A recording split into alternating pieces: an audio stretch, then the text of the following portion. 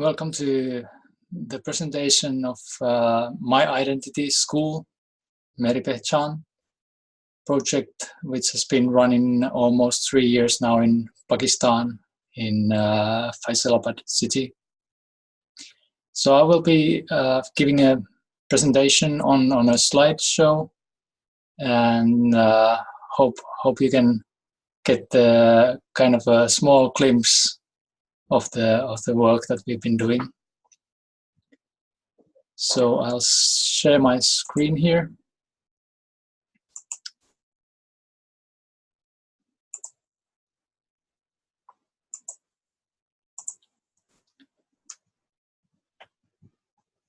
So the idea of the project started in during the preparations for the Finnish IDEC conference in 2016. There was a person from Pakistan who wanted to join the conference, and we tried to do some fundraising and everything to manage it, but in the end we couldn't get enough funds, and also the visa procedures were quite tricky. So in the end he couldn't join the conference. But we started to discuss about other options, what we can do together. And we ended up with the idea that we can actually start a kind of a learning center for the children in the local area. This person was part of is a part of a Christian community in Pakistan, which means that the people in the community usually are quite poor. So he's running an organization called STEP organization, and he had done a survey around the area and found out that there's not enough, or the children actually can't have access to the schools because the parents usually don't have enough money to afford it. So it started as a cooperation project between my organization in Finland called Developing School Association and the STEP organization in Pakistan. And basically we built the concept, the learning center concept, together. I have a long background in democratic education. I've been trying to promote democratic education for almost 25 years. And I've been running my own school in Finland for about 10 years. At the moment, it's an online school, but it started as a physical school. So we started the first center in February 2016. And since it seemed to be a really successful project, we extended it and started two more centers. So the third center started in January 2017. So the survey that the STEP organization did basically showed that practically none of the children in the area, in the Christian community, were going to school. So most of the children were working during the daytime to support their families. So we had to figure out how to make a learning center or a school which would allow the children to join the center while still needing to support their families. And there's a huge kind of cycle of poverty going on in these kind of areas where the parents can't access or can't have access to the schools. There are schools available, like public government schools, but many times they are quite far, and they require school uniforms and books and everything paid by the parents. and the parents simply can't afford those things. Currently, there's an estimate that about 4 million children in Pakistan are totally without education. So we try to start something that could be copied, could be extended, so it would be affordable enough and accessible enough for those kind of children. So the concept, we try to model the democratic education ideals, so that it's a safe place where the children enjoy to come, they want to be there. It's free of charge, and there are no other expenses that the parents might not be able to pay. And it's open to all children between ages 4 to 16. And the idea basically is that the students can direct their own learning. So we don't have any lessons or kind of directed learning, but we just offer them tools, all kind of, and the environment, so that the children can basically teach themselves. So there's new technology available. I'm a kind of a tech guy myself, so I wanted to somehow provide this new kind of technology, which would allow the children to access the internet, for example, because before they had absolutely no access to modern technology nor internet, so they were kind of missing the huge kind of information which is available, but so far has been blocked from them.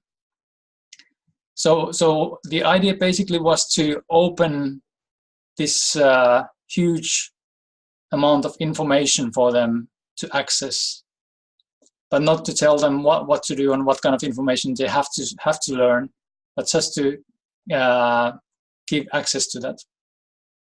So the adults are basically in supporting roles, not directing the learning or what's going on in there.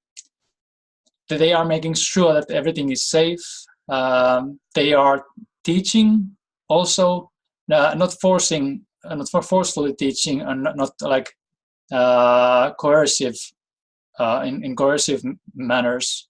But for example, because the children come from very various backgrounds, and they may not have basic skills like social skills, like respecting each other, how to talk to each other, and so on. So these kind of things our adults in the centers have been teaching them, just to make the place as safe as possible, as nice and fun as possible. And the centers are open in the evenings, so that the children can still walk if they have to during the daytime, and come to the centers in the evening. So there are some key concepts that we want to emphasize. Empowerment is a very crucial thing, and it comes with democracy also. So we let the children guide their own life. We support them. We encourage them to take charge of themselves.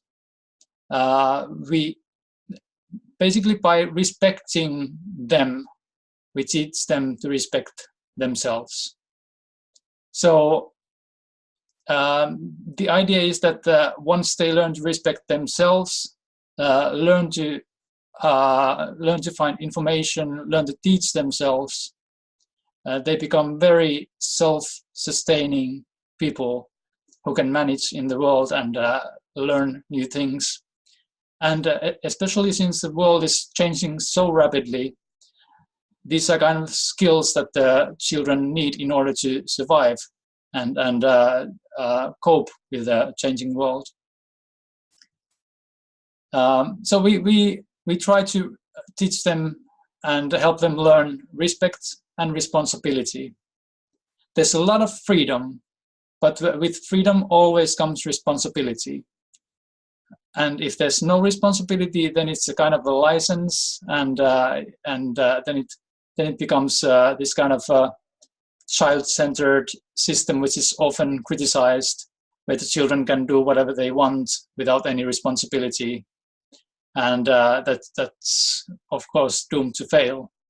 So we try to help them learn to take responsibility by giving them freedom and respect, but also expecting them to use that freedom in a meaningful way.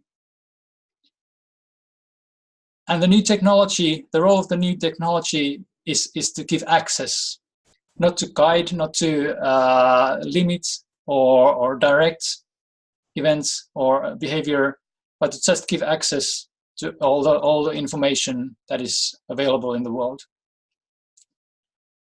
And cooperation and small group learning. This is mostly inspired by Sugata Mitra and his work. Like what he found was that children learn best when they are cooperating in small groups rather than working individually, especially when they have to do it with technology. So we provide them a couple of computers, laptop computers in the centers, so that they have access to the internet, and then we form small groups. Like here, you can see there's 7 young people there. Usually we try to make them like 4 about, but of course many people like to gather around because there's a very limited number of computers. We only have 4 computers in one center, and only actually 2 computers in the the third center at the moment. So the resources are still very, very limited. So one student basically has 1 hour per day on the computer, and that means that they have to have these groups, and they like to, of course, gather around the computer in bigger groups also. So about the finances, because I already mentioned that we try to make it as accessible and as affordable as possible. So here's a kind of rough estimate of how much does it cost to start one center. So in the beginning, we need to pay the advance rent payment, of course. The real estate in Pakistan is very expensive, so we simply couldn't afford to buy a place for ourselves. So we decided to rent a place. Then there's the furniture. We've been using mostly plastic chairs and tables because they are so easily movable, and you can have very small ones for smaller children. But lately we've been also having some wooden chairs because they are usually more sturdy and last longer. And then we bought, initially we bought 3 laptop computers, but we've been we figured out soon that we need actually more, so we bought 1 more computer. Then we used extension wires in order to kind of use the laptops in a meaningful way. And we have the wireless internet access there. So all the laptop computers are hooked to the internet. And because Pakistan is a pretty hot place, especially Faisalabad city where the centers are located. So unless we have the ceiling fans, it gets really, really hot. And this we found out very well when some of the students were actually fainting, so they couldn't stay inside practically because it was so hot. So we have good ceiling fans in all of the centers, We have water cooling systems so that they have access to cold water. And of course, because in each center we have about 40 to 50 children, and we have only 2 or 4 laptops there. So we have to have other equipment also. So we've been buying some sports equipment like skipping ropes, some games, block games and puzzles, and also we've been bringing paper and pencils and ways to draw and do some artistic work also.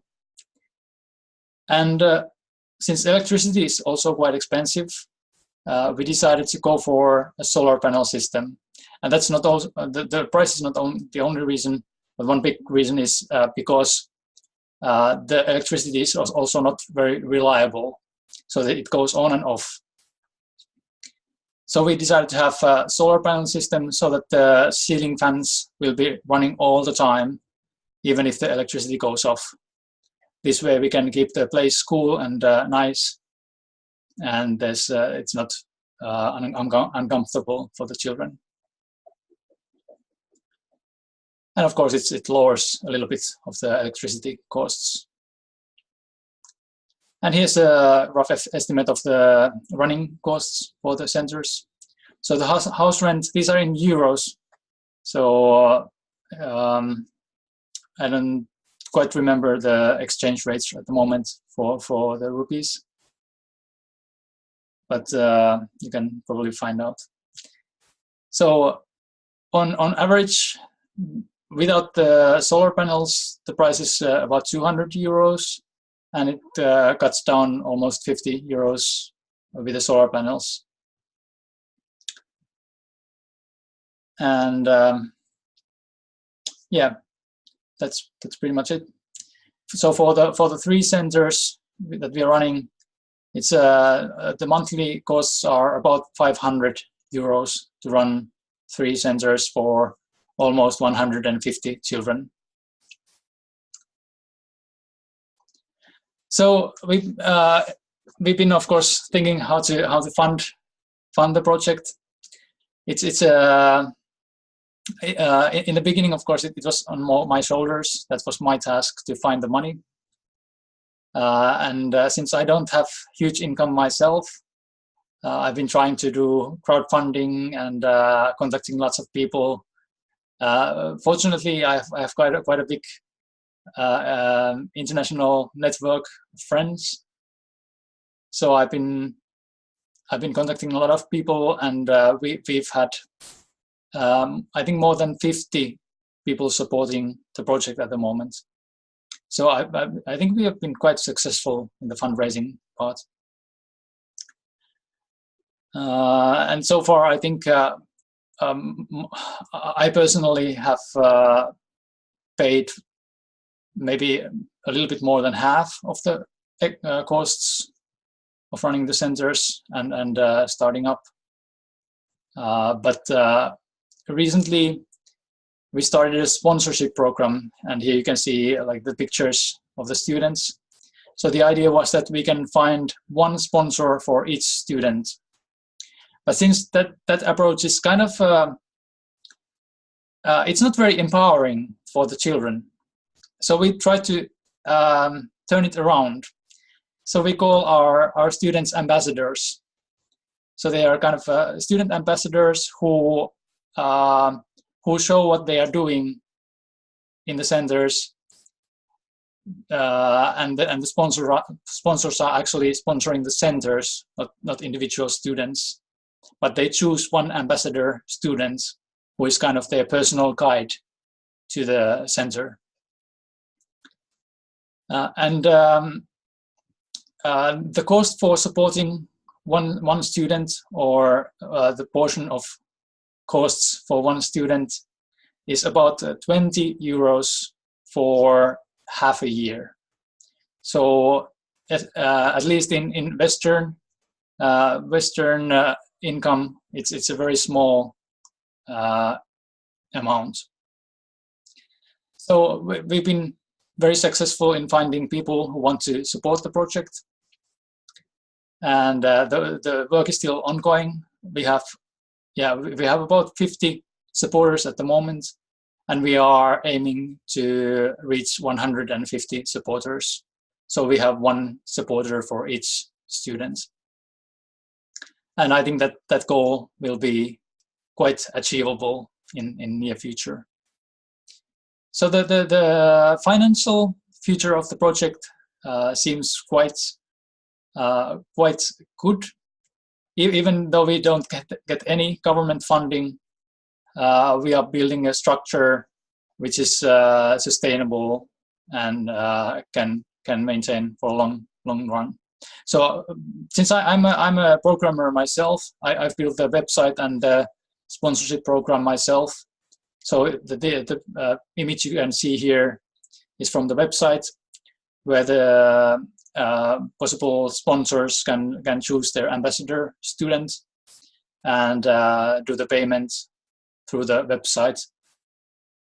And it's a real time, so they can see their name there. The sponsors can see their name once they've done the support. So and there's one thing that we also try to do, of course, for the sponsors. So the students are doing a kind of weekly reports. So I built a system where the students can easily click what they've done during the day, and this way they can show or tell easily for the sponsors what they are doing in the centers. So for the future, we still aim to have a little bit more funding, so we can maybe buy a couple more computers for the centers. And of course, there's more and more need for more centers. So we've been going around in the local villages. We started a transport service for a small village a bit further from our centers, so we can transport the children with a caravan. And this is also one way to extend the reach of our centers. And one thing we are planning is also professional studies. So the many of the parents, especially mothers, are uneducated and don't have professional skills. So what we are trying to do is build, for example, a sewing center, so that the mothers can learn to use the sewing machines, and this way help them support their families better. So in this way, the learning centers are becoming more and more general, supporting both the children and the parents. And here you can see the picture on the background is from one recreational event where the children went to the park. So we try to organize also these kind of events where the children can leave the centers and be in a more open environment, playing and having fun together. This is also important for the kind of group spirit and also for learning. I think it's very important, especially for the social skills. So this is, I think this ends my slideshow. I'll quickly show the website that we have. So we have quite a comprehensive website where you can find all the information that I've told and a lot more. So, and there's lots of pictures also. We try to keep posting these kind of weekly or monthly updates. And let's see. So there's here you can see the updates, and we post a lot of pictures. For example, here the students are planning the sewing center, And one thing that I didn't mention was the adults also, that all of our adults are volunteers. We don't pay any money to the adults working there.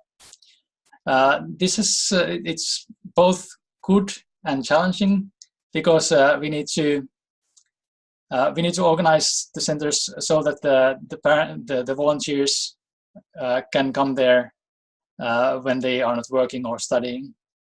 So actually, at the moment, all of our volunteers are studying at the same time, and we try to provide them some help for their studies. So at the moment, we are gathering funds to support them in their studies. So here's a kind of rough estimate for the expenses for their studies, which we try to provide. And here are our volunteers.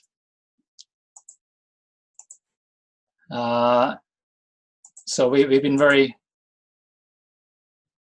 kind of blessed to have very nice volunteers, and we are also trying to build cooperation with other organizations doing similar work nearby. There's another project in Tanzania which I'm trying to support, and also in Kenya one project. So we are building similar structures in different places in the world. And this is about the sewing center and some work that children are doing. So you can see. And the children can decide whether they want to be on the computers. We have scheduled them so that they can have certain time on the computer, but then they can decide what they do the extra time they are there. So you can see the places are quite crowded, but there's still we have also kind of small outside places where the children can do some sports and play together. And of course, it's open for both girls and boys, which in Pakistan is sometimes a bit challenging, because the girls are often not valued so much in education. So we try to provide this equally.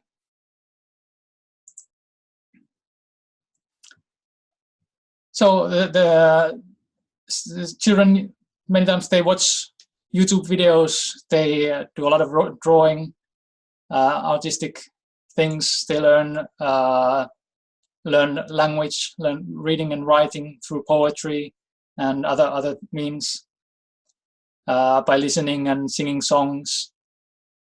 They are learning both Urdu and English.